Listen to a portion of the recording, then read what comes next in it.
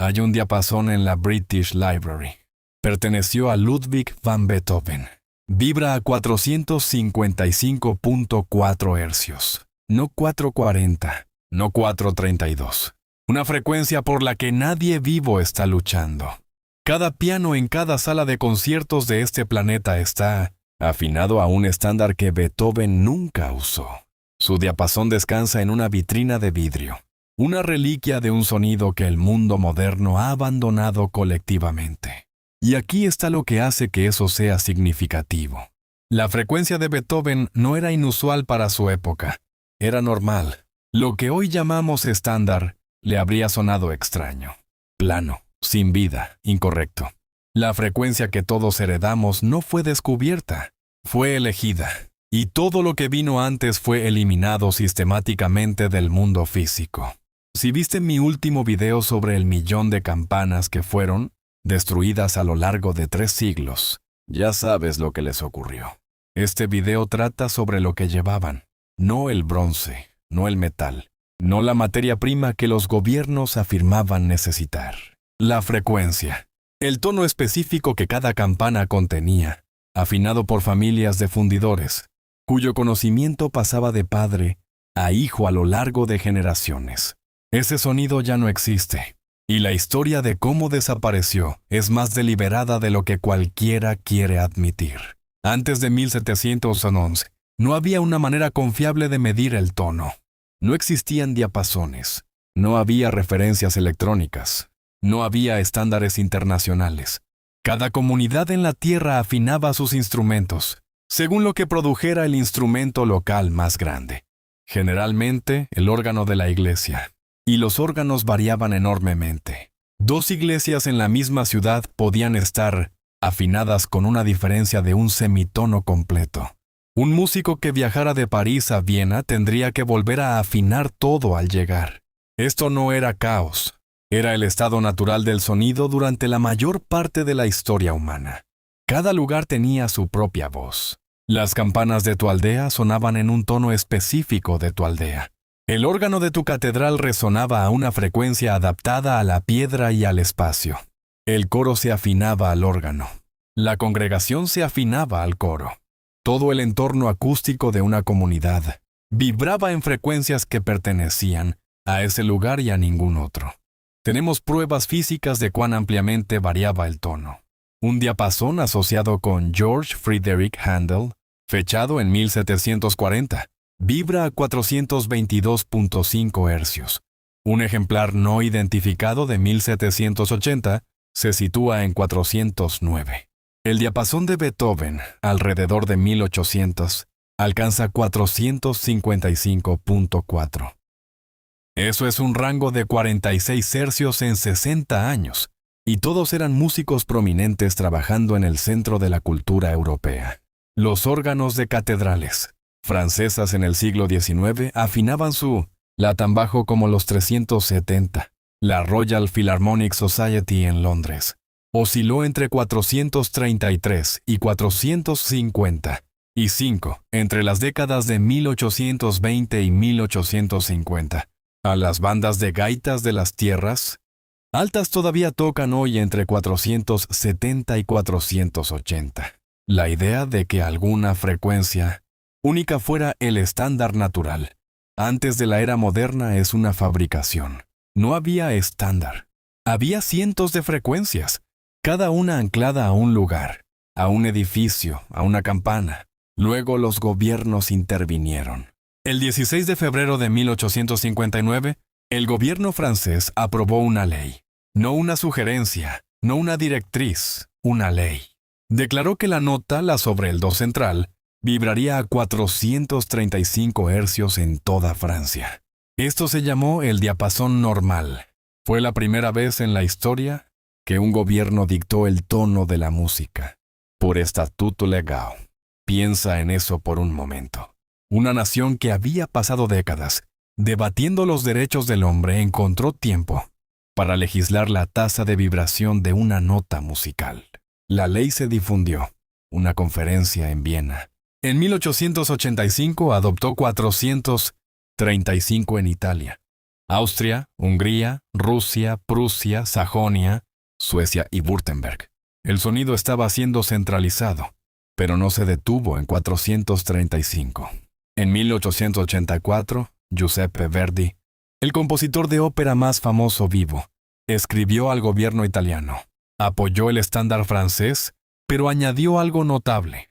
Si la comisión creía que por exigencias matemáticas el tono debía bajarse a 432, él se asociaría con ello muy gustosamente. Italia escuchó.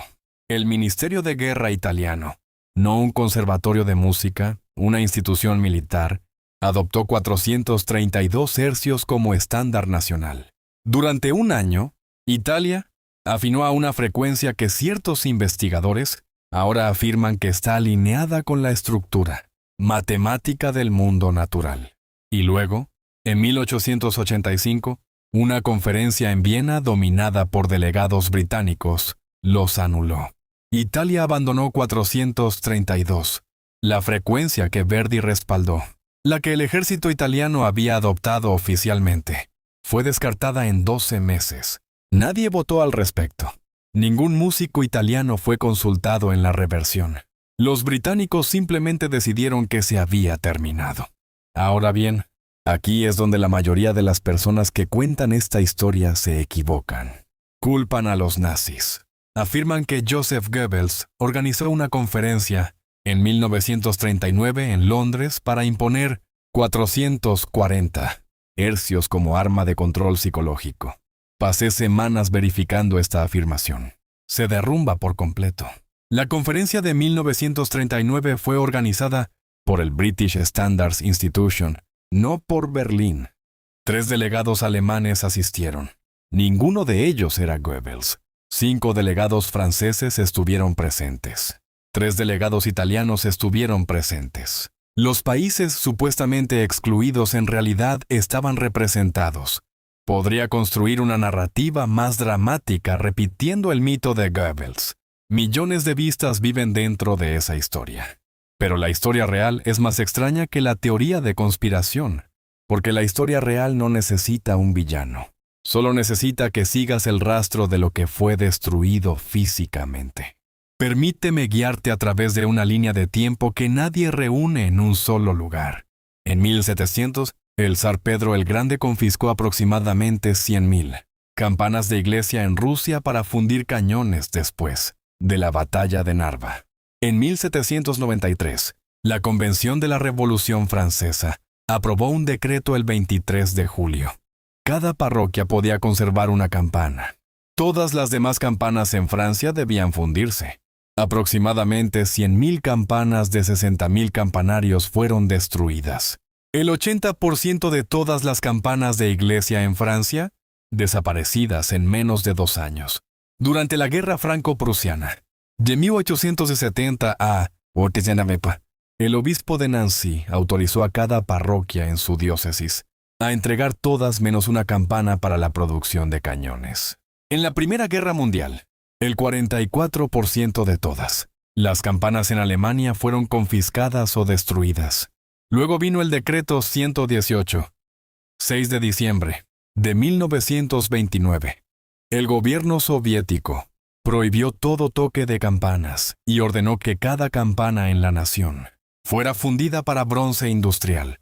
El 99% de aproximadamente 1,000,000 de campanas de Rusia fueron destruidas. 20 fundiciones especializadas de campanas cerraron. El conocimiento hereditario de la fundición rusa de campanas, transmitido a través de siglos de tradición familiar, terminó cuando la Unión Soviética colapsó y las fundiciones intentaron revivir el oficio. Tuvieron que redescubrir las técnicas desde cero. El conocimiento se había ido. Y luego la Segunda Guerra Mundial. Los nazis confiscaron más de 175,000 campanas en toda Europa ocupada. Más de 150,000 fueron destruidas. Bélgica perdió 2/3 de sus campanas. Investigadores británicos informaron que cada campana había sido retirada de esos números. A lo largo de 3 siglos de revoluciones, guerras y decretos gubernamentales, al menos 425,000 campanas de iglesia documentadas fueron físicamente eliminadas de Europa. Cada una era un instrumento de precisión. Cada una había sido afinada por especialistas a una frecuencia específica. Cada una servía como punto de referencia acústico para su comunidad. Cuando las campanas se fundieron, las frecuencias se fundieron con ellas. Y cada campana de reemplazo, cada nuevo instrumento fundido después de la destrucción, fue afinado según el estándar que el gobierno vigente respaldara. Los tonos antiguos no sobrevivieron, no podían sobrevivir. Existían en el bronce, y el bronce se convirtió en cañones, monedas y material industrial. Necesito ser honesto sobre algo que me ha estado inquietando mientras investigaba esto. Entré esperando encontrar un esfuerzo coordinado, algún programa deliberado para borrar frecuencias específicas de la experiencia humana. No lo encontré. Lo que encontré es peor, porque no requiere coordinación alguna. La Revolución Francesa fundió campanas para monedas y armas. Los soviéticos las fundieron para industrialización. Los nazis las fundieron para municiones. 3 gobiernos diferentes, 3 siglos diferentes, 3 motivaciones ideológicas completamente distintas. Y el resultado es idéntico. Cada antiguo instrumento de referencia en Europa fue físicamente eliminado. Si esto fuera una conspiración, podría señalar una reunión, un memorando, una decisión, pero cuando el mismo resultado emerge de causas no relacionadas, a lo largo de 300 años, no estás viendo un plan, estás viendo algo más inquietante, un patrón que se reproduce a través de cada forma de poder centralizado, independientemente de la ideología. Y aquí está lo que lo une todo. Los edificios para los que esas campanas fueron diseñadas todavía están en pie. La acústica de las catedrales no era accidental. En 2016, investigadores de universidades griegas utilizaron barridos de ondas sinusoidales para mapear las propiedades acústicas de 8 iglesias bizantinas en Tesalónica. Descubrieron que los arquitectos habían tomado decisiones de diseño deliberadas, basadas en el sonido. Vasijas acústicas, ollas de barro llamadas ánforas, estaban físicamente incrustadas en las paredes y cúpulas para amplificar frecuencias resonantes específicas. No eran decoraciones. Eran tecnología acústica incorporada en la propia estructura. En la Catedral de Noyon, en Francia, los investigadores descubrieron una cámara subterránea llamada caveau phonocomptique, un conjunto de vasijas acústicas instaladas bajo el piso del crucero. Fue diseñada como un amplificador monumental, inspirada en el tratado arquitectónico de Vitruvius del siglo X y a.C. Esto fue publicado en el Journal of the Society of Architectural Historians en 2016. Los constructores medievales seleccionaban piedra caliza y piedras cristalinas, específicamente porque esos materiales conducen y amplifican las ondas sonoras. Las catedrales góticas producen tiempos de reverberación de 5 a 8 segundos. Las iglesias ortodoxas oscilan entre 1.5 segundos para una capilla de aldea y 6 segundos para una catedral. Un investigador en acústica que estudiaba la arquitectura ortodoxa hizo una observación que me dejó helado. Escribió que estas iglesias eran mucho mejores para sostener el sonido que para sostener personas. Y se preguntó si los constructores consideraban a los santos pintados en las paredes y al sonido reverberante como los verdaderos ocupantes, para quienes los espacios fueron realmente construidos. Has estado dentro de un edificio así, lo has sentido. Ese zumbido bajo la conciencia, esa sensación de que la piedra misma está resonando con algo que no puedes nombrar. Cada turista lo describe, cada peregrino lo siente. La explicación estándar es espiritual, el espacio es sagrado. La arquitectura inspira asombro, pero ¿y si la explicación es más simple que eso? ¿Y si es acústica? Esos edificios fueron diseñados como instrumentos. La piedra, las bóvedas, las proporciones, las vasijas incrustadas en las paredes. Todo estaba calibrado para amplificar frecuencias específicas. Las campanas sonaban en esas frecuencias. El órgano se afinaba a las campanas. El coro se afinaba al órgano. Durante siglos, todo el edificio vibraba en una resonancia unificada. Piedra amplificando bronce, amplificando voz, amplificando piedra. Un bucle de retroalimentación. Sonora adaptado a la arquitectura. Hasta las propiedades moleculares de la piedra caliza. Ahora imagina ese sistema con las campanas retiradas. El órgano reafinándose a un nuevo estándar. El coro siguiendo al órgano. El único elemento que aún vibra en la frecuencia original es el propio edificio. Las vasijas todavía están en las paredes. La piedra todavía favorece las mismas longitudes de onda. Pero nada la está alimentando. El instrumento está intacto. Nadie lo está tocando. Las iglesias modernas te dicen lo que se perdió. Usan paneles de yeso en lugar de piedra. Alfombra en lugar de mármol. Paneles acústicos de espuma en lugar de piedra caliza cristalina. Un investigador describió el resultado con claridad. Demasiado muerto para cantar, demasiado vivo para hablar. Sonido absorbido de manera desigual. Frecuencias altas eliminadas. Frecuencias bajas convertidas en lodo. Ahora tenemos micrófonos para compensar. Puedes celebrar servicios en un centro comercial, pero algo fundamental cambió. La arquitectura dejó de ser parte de la música. Se convirtió en un contenedor para sonido amplificado en lugar de un generador de resonancia. La diferencia no es sutil. Es la diferencia entre un instrumento y una caja. Entonces, ¿qué se perdió realmente cuando 425,000 campanas fueron destruidas y todo el mundo occidental adoptó una sola frecuencia? El debate popular enmarca esto como 432 versus 440, armonía antigua versus imposición moderna. Pero ese encuadre es incorrecto. No había una sola frecuencia antigua. Había miles, cada una adaptada a un edificio específico en un lugar específico. Cada una refinada a lo largo de generaciones por artesanos que entendían la relación entre bronce y piedra de maneras que apenas estamos empezando a recuperar. Un estudio revisado por pares expuso a 33 voluntarios a música tanto en 432 como en 440 hercios sin decirles cuál era cuál. El grupo de 432 mostró disminuciones medibles en la frecuencia cardíaca y reportó sentirse más enfocado y satisfecho. 33 personas no es una muestra grande, pero es un experimento publicado y controlado, que sugiere que la frecuencia no es arbitraria para el cuerpo humano.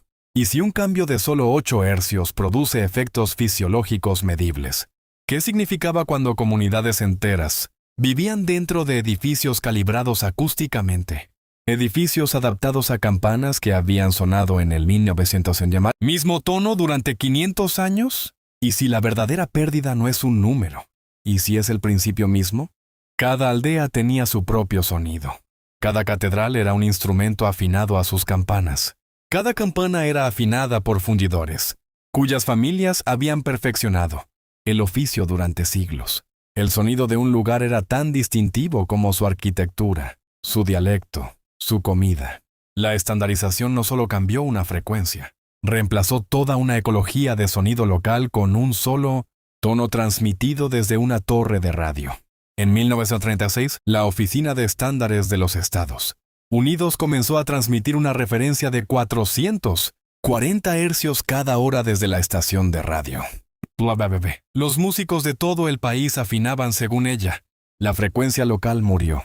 La nacional tomó su lugar. El mismo proceso se repitió en cada nación industrializada. Un solo tono para cada instrumento, cada orquesta, cada grabación, cada transmisión en todas partes del planeta. No estoy argumentando que 432 hercios sea mágico. No estoy argumentando que 440 hercios sea un arma. Estoy argumentando que el cambio de miles de frecuencias locales a un solo estándar global fue la mayor transformación acústica en la historia humana. Y ocurrió en los mismos siglos, que vieron la destrucción física de cada antiguo instrumento de referencia en Europa. Las campanas están en silencio. Los fundidores han desaparecido. Los edificios que fueron diseñados para sostener el sonido antiguo aún están en pie, resonando con frecuencias que ningún instrumento ya alimenta. La piedra recuerda lo que el mundo eligió olvidar. Y la pregunta que nadie parece dispuesto a hacer no es ¿cuál frecuencia es correcta? La pregunta es qué estaba haciendo el sonido, cuando el edificio y la campana y la voz estaban todos afinados al mismo tono. ¿Qué ocurría dentro de esa resonancia que ya no experimentamos? ¿Qué hacían realmente esos edificios cuando estaban operando como fueron diseñados? Tenemos la arquitectura. Tenemos las vasijas acústicas incrustadas en muros de 800 años. Tenemos los tiempos de reverberación medidos por investigadores universitarios. Tenemos la evidencia de que estos espacios fueron diseñados para el sonido con una sofisticación que aún estamos documentando. Lo que no tenemos es la frecuencia. Eso se fundió con el bronce. Y nadie está preguntando cómo sonaba, porque las personas que lo recordaban se han ido tanto como las propias campanas.